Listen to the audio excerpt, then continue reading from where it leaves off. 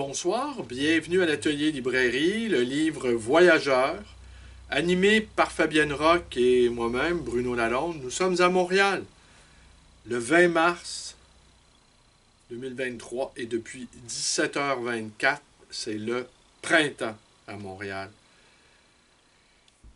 Il y a quelque temps, je me suis porté acquéreur d'une toute petite partie de la bibliothèque de ce collectionneur amoureux de Tintin, d'Hergé, de Proust, de Conan Doyle et de Jules Verne, et de Georges Brassens et de François Truffaut, décédé il y a quelques semaines à peine. Et c'est quelqu'un que je connaissais depuis une bonne trentaine d'années. J'ai dit et j'ai répété combien j'avais trouvé difficile et douloureux de, de voir le chagrin, l'immense chagrin, le désarroi de sa compagne.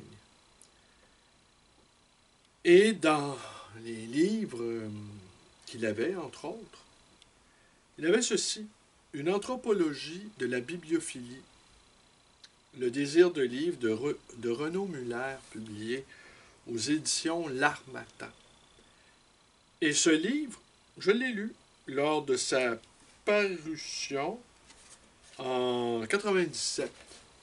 L'Harmattan avait des locaux près du Vieux-Montréal. Il me semble sur la rue Saint-Jacques, peut-être. En tout cas, limitrophe au Vieux-Montréal.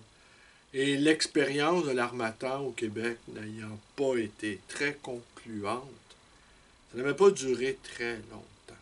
Peut-être 1 an ou 2, tout au plus. Et mu par la curiosité, je m'étais donc déplacé et j'avais vu ce livre, Une anthropologie de la bibliophilie. Mon amour sur les livres, des livres sur les livres, remonte à très très longtemps.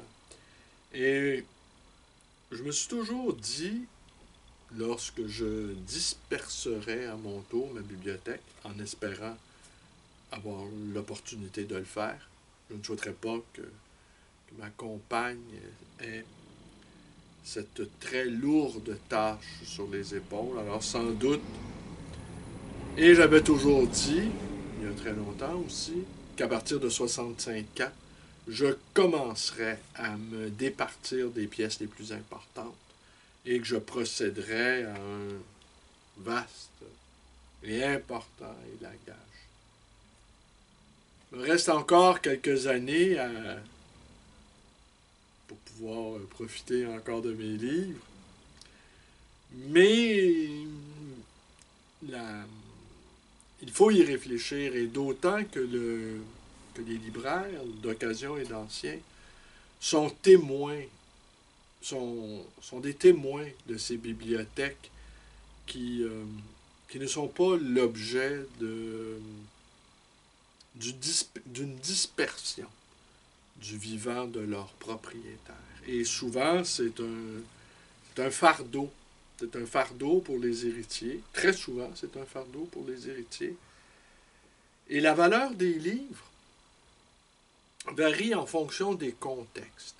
J'ai vu des gens assez désargentés et qui ont mis une partie de leur revenu dans l'achat de livres.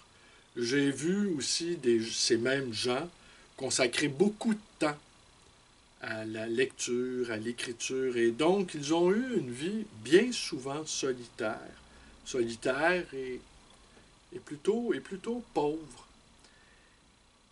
Tandis que ce qu'ils ont pour bien, c'est leur bibliothèque. Et les héritiers, souvent, sont très encombrés par ce legs. Mais ce legs-là a une grande valeur symbolique. Ce que j'ai observé, c'est que beaucoup de ces bibliothèques, ceux qui en héritent en tout cas, jugent que les livres doivent être rendus à l'air libre. Et qu'au fond, le propriétaire, feu le propriétaire, eh bien, aurait été ravi que ces livres trouvent preneur auprès de d'autres amoureux. À l'inverse, une bibliothèque qui est logée dans une somptueuse résidence et où les tableaux sont nombreux et de valeur accrochés sur les murs, eh bien, la valeur des livres, tout à coup, devient très, très flottante. Et lorsque l'agent d'immeuble, le courtier, explique que les livres sur les rayonnages, c'est un encombrement pour le home staging, eh bien, tout à coup, les livres non seulement n'ont aucune valeur sur le plan symbolique, mais ils sont même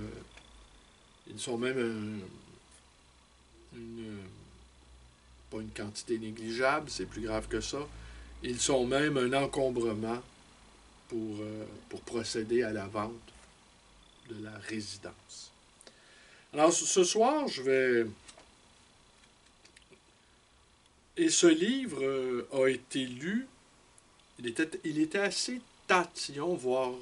en fait, minutieux, voire tatillon, l'ancien propriétaire. Et le livre, il l'avait lu le 12 juillet 2001 à l'exposition Céline qui s'était tenue chez le libraire Guy de Grosbois à Outremont, sur la rue Bernard. Exposition où on pouvait trouver, entre autres choses, des premières éditions de Céline et peut-être 2 ou 3 très courtes lettres que Céline avait adressées à un journaliste de Radio-Canada, qui était féru de littérature et qui envoyait des lettres aux auteurs qu'il admirait, dont Céline, dont Sandrard. Et dans les deux cas, les deux auteurs avaient répondu à ce réalisateur. Et donc, les lettres, en tout cas celle de Céline, avaient été offertes à la vue du public, confidentiel, qui s'était pressé lors de cette exposition. Exposition que j'avais évidemment visitée et que j'avais appréciée. Alors ce soir, ce que je vais faire, n'ayant pas eu le temps de lire comme il se doit afin de préparer la vidéo, je vais lire dans les yeux de. Alors, on s'aperçoit vite que le monde des bibliophiles ne se confond nullement avec les organismes qui prétendent les regrouper. Ce qu'est un bibliophile véridique, c'est que ce ne sont pas les profanes, bien entendu, mais surtout les faux ou mauvais collectionneurs. Les relieurs ne comprennent pas que l'amour du livre en tant qu'objet tangible ne suffisent pas à les faire admettre en bibliophilie. C'est que leur pratique est exotérique, tout au contraire. Un beau Marocain se caresse. Oui. Une tranche dorée s'apprécie en considération du respect des règles de l'art. Mais là n'est pas la question. Cette thébaïde est bien peuplée de solitaires, et avec les confrères épisodiques, les relations sont féroces. Souvent, l'accès à la bibliothèque, voire à la maison, sont interdits. Si communauté il s'agit plutôt de la famille des livres, dont la lignée, pérennisée, prend idéalement le nom du collectionneur qui l'engendre. Comme un oignon, pour reprendre l'image de Claude Lévi-Strauss, la bibliothèque idéale est faite de couches qu'on peut enlever l'une après l'autre sans arriver jamais à l'ultime graine au sens caché. Beaucoup de second degré dans ce texte.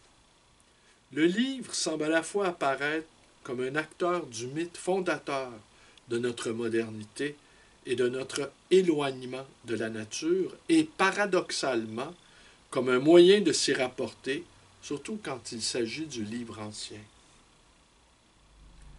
En reprenant Lacan dans la mise en scène de la pudeur, il s'agit pour le bibliophile de mettre à nu sa nature incarnée par sa bibliothèque, sans trop la dévoiler, pour que la quête garde son masque d'intériorité.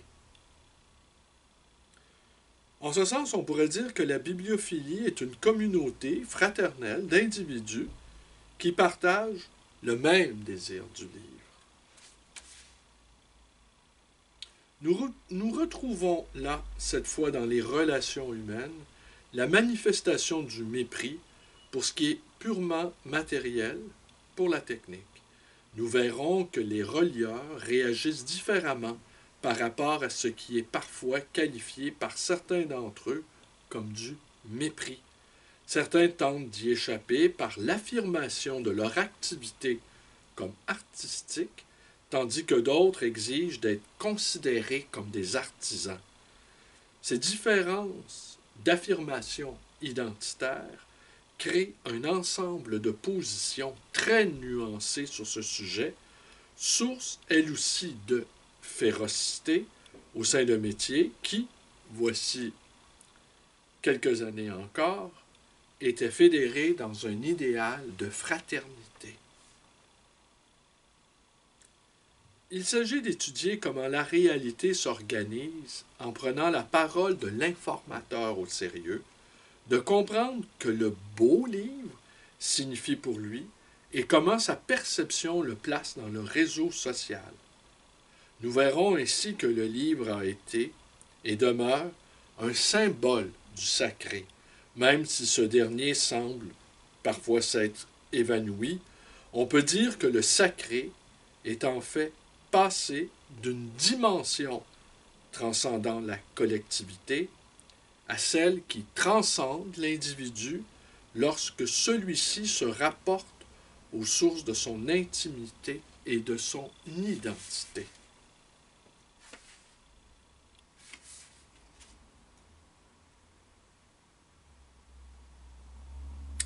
Enfin, la dernière figure du livre est celle que nous avons déjà évoquée, c'est-à-dire du miroir identitaire du collectionneur et du lecteur. Cette figure est liée à celle du sacré, puisqu'il s'agit, au travers du miroir, de se rapporter à sa propre intériorité, ou au contraire à son statut social, et donc à son extériorité.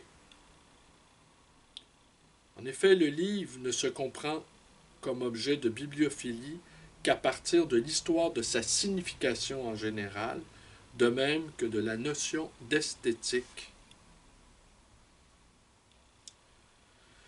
Nous avons visité des librairies de collection, des marchés aux livres, des libraires d'occasion, interviewé des bibliophiles passionnés et amateurs, des relieurs se reconnaissant dans le champ de l'artisanat, de même que d'autres s'affirmant comme artistes relieurs, ainsi que les restauratrices de la Bibliothèque nationale universitaire de Strasbourg.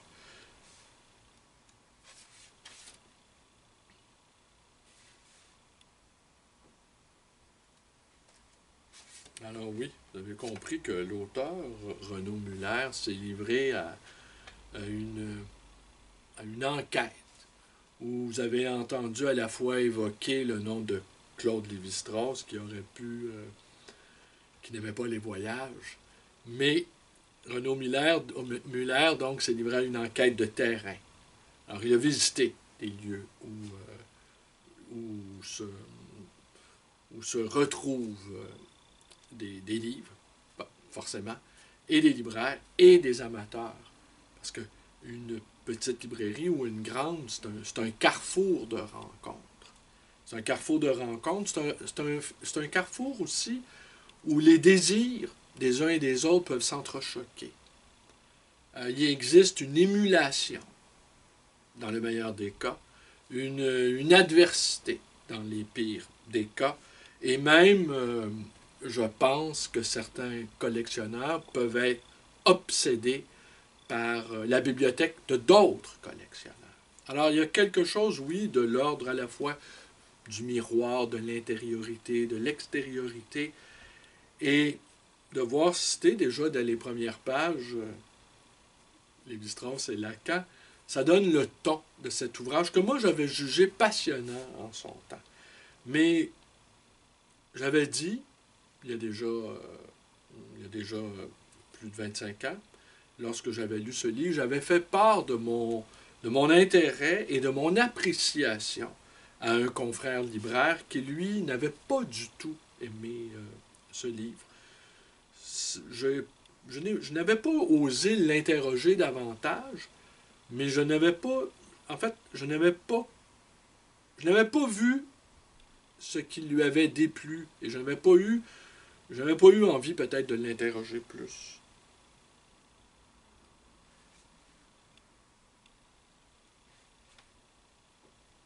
Alors ici, il y a une description sur ce qu'est un livre, physiquement, la description physique. Bon, on va passer ces pages-là. Aujourd'hui, la bibliophilie ne se situe plus d'abord en termes d'accumulation quantitative de livres, comme cela a pu être le cas. Elle se situe dans l'appréciation du rapport à maintenir entre fonctionnalité et esthétique du livre. Il faut que ça soit intéressant et beau tout à la fois. Alors ici, il est question de la reliure et comment le livre peut devenir un objet décoratif dans une bibliothèque. Bon, la question de la reliure, c'est une question importante. La fonction sacrée du livre, la transformation du spectateur du livre par le contenu comme par le contenant du livre.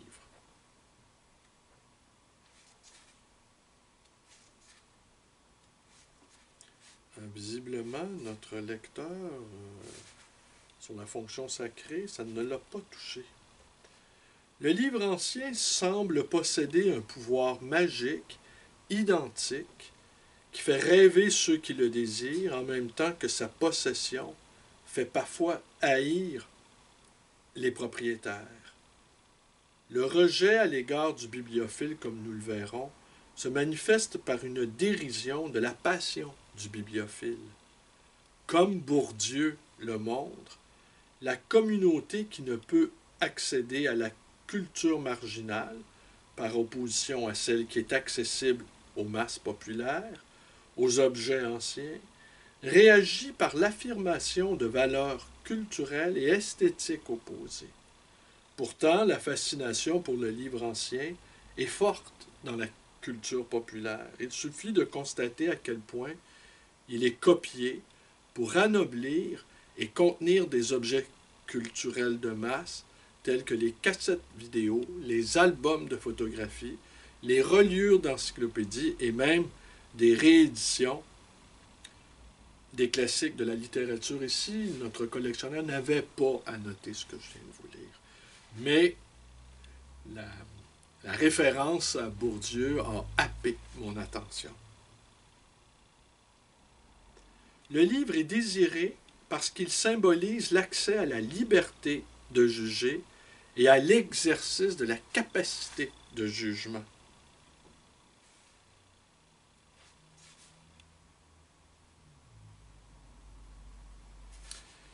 Il apparaît en effet souvent, et nous le verrons en détail plus loin, que la bibliophilie est le résultat d'une socialisation du goût, donc de l'héritage d'une position sociale assortie de comportements codifiés et ressentis comme une nécessité, mais aussi une aspiration à atteindre la classe supérieure avec toutes les surcorrections que cette aspiration peut susciter.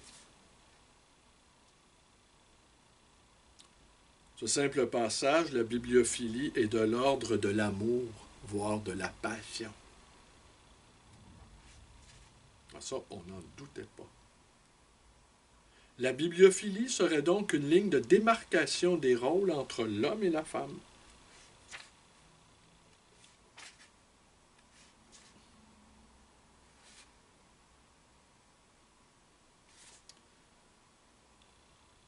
Collection.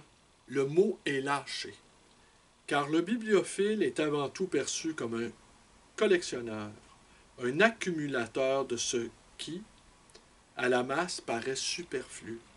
Il sait reconnaître des trésors là où les autres ne voient souvent qu'un rebut, Même si parfois ils essaient de revendre le leur à prix d'or. Ils se disent qu'il y a bien des fous, justement, pour qui ce rebut a de la valeur. Le bibliophile est donc d'abord un chasseur de trésors qui ne semble pas avoir besoin d'être fortuné. Si l'on regarde en effet les marchés aux livres, on constate que des livres parfois anciens sont accessibles à des prix s'abaissant jusqu'à 20 francs.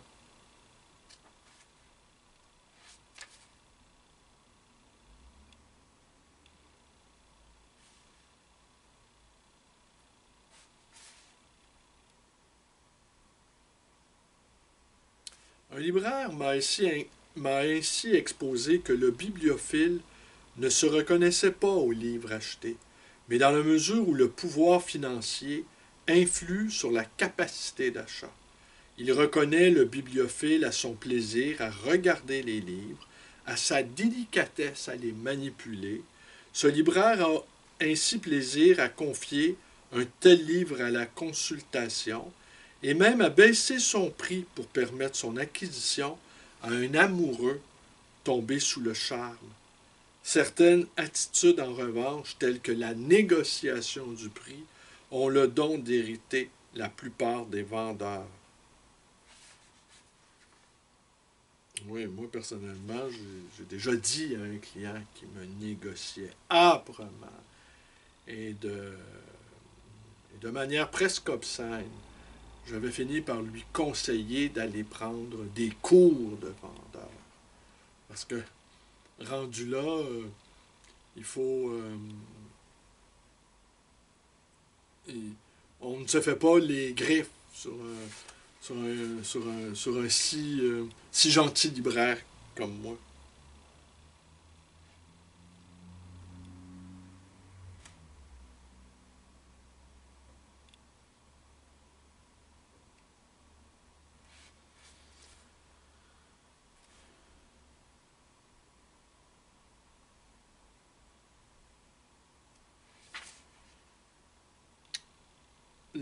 Le collectionneur d'avant-garde qui essaie de trouver des trésors alors que personne ne les a encore reconnus.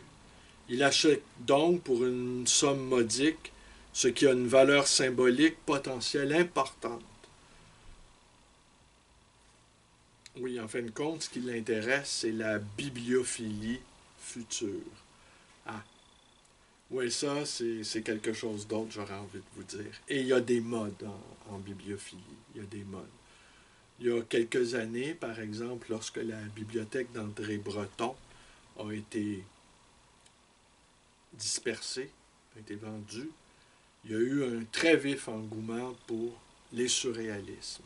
Me semble-t-il, c'était autour de 2005, peut-être 2004. Et l'engouement n'a pas duré. Euh, Aujourd'hui, les décadentistes sont fort prisés. Huysmans, les éditions de Huysmans, ou Pierre-Louis,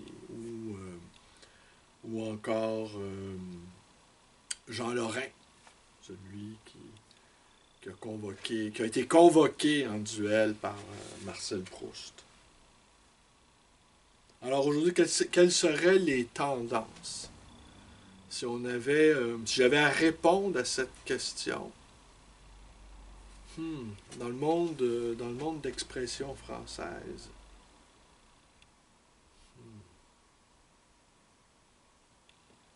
il faudrait que j'y réfléchisse.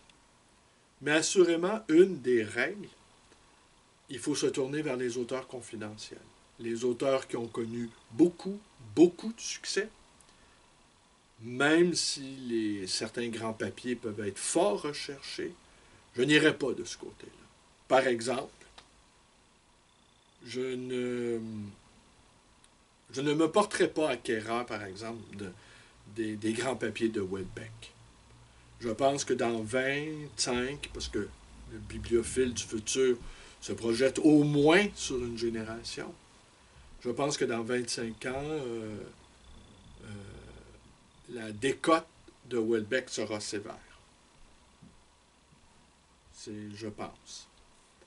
Il faudrait aller du côté des poètes, peut-être Yves Bonnefoy, mais déjà qui commencent à bien cartonner sur la bibliophilie. Ceux qui n'ont pas été à proprement parler des surréalistes, mais qui ont gravité, les petits maîtres. Henri Calais, ouais. Calaferte, qui est un de mes auteurs préférés. Je pense que Calaferte va entrer dans le... oui, oui, Calaferte, je miserais sur Calaferte. Jean Follin, qui déjà quand même aussi... Alors, des poètes, oui, des poètes qui ont été en marge.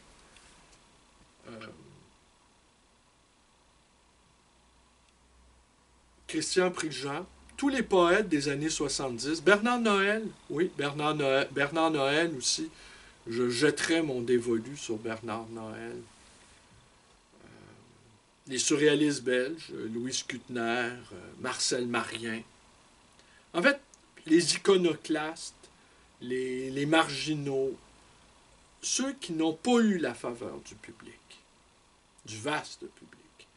J'aurais envie de dire que ça devrait être une des premières choses à considérer. Car souvent, la postérité, elle est capricieuse, elle punit ceux qui ont eu les suffrages du plus grand nombre et elle récompense ceux qui ont été dans les petits sentiers abandonnés.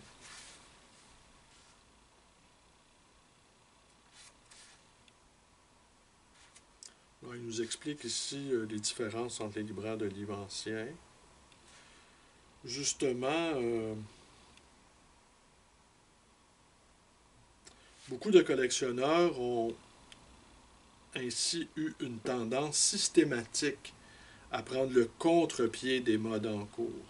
Cependant, en agissant ainsi, ils ne se différencient pas dans le fond de la mode.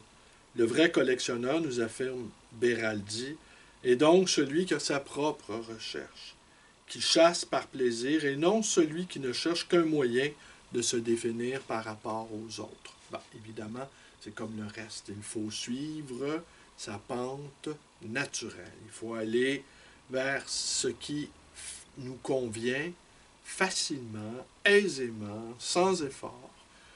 La lecture doit être un bonheur de la vie. Et de collectionner des livres, c'est le plaisir secondaire de les lire. Ouais, bon, ceux qui collectionnent des trucs qui les ont émus dans leur enfance. Entrer dans la bibliothèque d'un bibliophile, c'est pénétrer le saint des saints. Pour cela, il faut d'ailleurs que le bibliophile se juge digne d'être visité par un de ses pairs. Il doit donc l'avoir évalué correctement, car souvent le collectionneur, se comparant à d'autres, aurait honte de leur visite.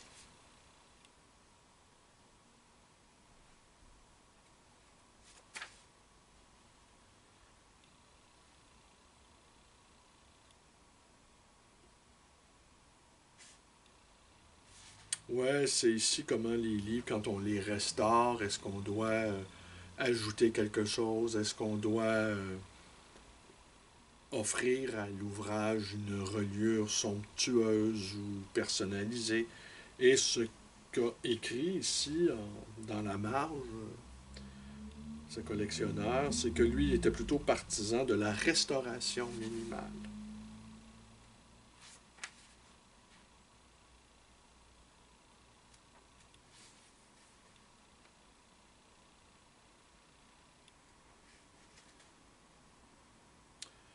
De l'importance de l'ex-libris.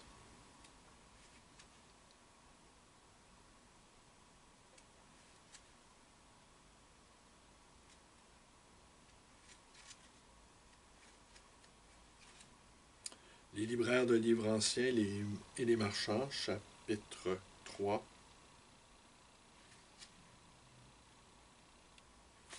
Les livres semblent donc vivre au rythme d'un cycle dont le libraire est le spectateur. Il arrive cependant que certains livres ne succombent au cours d'un de leurs cycles sous les coups d'un mauvais bibliophile. C'est alors avec peine que le libraire lui-même bibliophile lui vend ses beaux livres.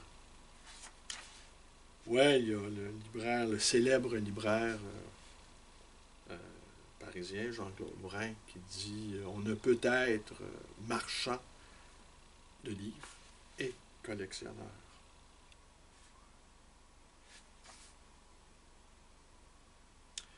Le libraire de bibliophilie semble pouvoir être complice du bibliophile dans la mesure où le choix de son activité est souvent motivé par l'amour du livre.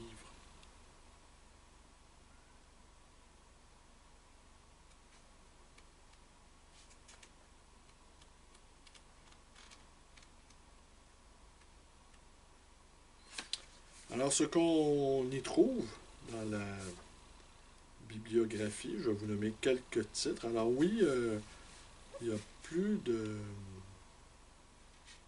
Il n'a plus rien à noter, notre amoureux des livres. Balzac, le cousin Pont, Baudrillard, le système des objets, Henri Beraldi, qu'on a cité plus tôt, la reliure en France au 19e siècle, Bourdieu, la distinction, Roger Caillois, l'homme et le sacré, bon, les associations de libraires, Pascal Diby, la tribu sacrée, ethnologie des prêtres, Jack Goody, la culture des fleurs, Carl Gustav Jung, ma vie, souvenirs, rêves et pensées, Mélanie Klein, envie et gratitude, Bruno Latour, nous n'avons jamais été modernes, la pensée sauvage de Claude Lévi-Strauss, René Major, de la frérocité, hein, c'est le mot de Lacan qui a mis ensemble frère et férocité, Marcel Mauss,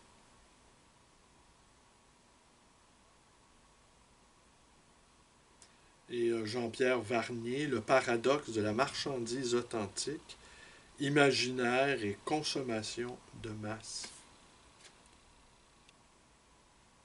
Postface à un ami bibliophile. Attendez, on va aller voir. C'est pas trop long, je vais vous lire peut-être un petit passage.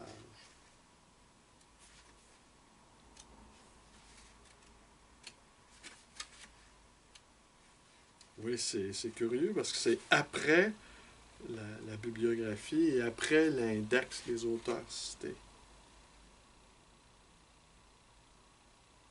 Oui, et la postface, elle est du docteur Georges Schaff, professeur à la faculté de médecine, décidément, de Strasbourg.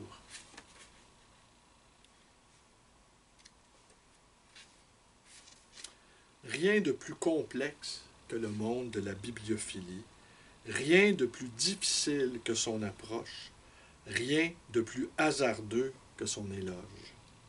Seul un bibliophile chevronné, convaincu et généreux peut tenter de le faire, en une objectivité toute relative d'ailleurs, ce dont il est pleinement conscient.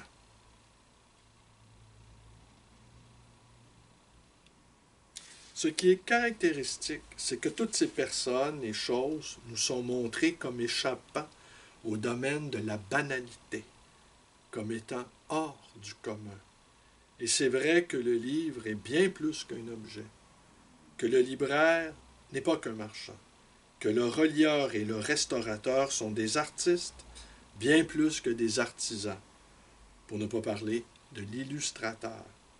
Enfin, le bibliophile lui-même est bien plus qu'un simple amateur. Sensibilité, finesse, discrimination, érudition, émotion lui sont des qualités requises aussi indispensables que les connaissances scientifiques et techniques. Tous ces acteurs sont des hommes d'écoute et de recherche, des hommes de terrain et de pratique, des hommes de rencontre et d'échange, souvent d'amitié, toujours de réflexion, soucieux de trouver ensemble des valeurs qui défient le temps. Plus souvent que du trop peu, ce sont des hommes de l'excès, mais rarement de l'intolérance. Leur mode, leur monde, avec ses règles, ses circuits, ses discrétions, ses confidences, ses complicités, ses mystères, n'est assurément pas comme les autres, et pour le décrire, il fallait un auteur pas comme les autres. Souvent érudit, parfois savant même, presque toujours agréable et communicatif, le milieu bibliophile n'est pas sans rappeler dans une certaine mesure la tradition des officines des imprimeurs, laquelle remonte aux origines du livre, au XVe siècle, et surtout au XVIe siècle, et qui étaient des lieux de rencontre et des cénacles de travail pour les grands humanistes de ce temps.